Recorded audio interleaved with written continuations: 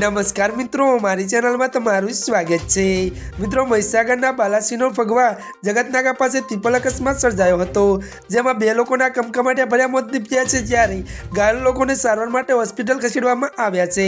પ્રાપ્ત માહિતી અનુસાર જણાવી દઈએ કે મહીસાગર જિલ્લાના બાલાસિનોર ફગવા જગતનાકા પાસે અકસ્માત સર્જાયો હતો, જેમાં કાર, એક્ટિવા અને મોટરસાઇકલ વચ્ચે ત્રિપલ અકસ્માત સર્જ્યો હતો। ત્યારે મિત્રો વધુ જણાવી દઈએ કે જેમાં 2 લોકોના ઘટના સ્થળે જ મોત થયા છે, જ્યારે ઇજાગ્રસ્તને સારવાર નજીક હોસ્પિટલમાં ખસેડવામાં આવ્યા છે।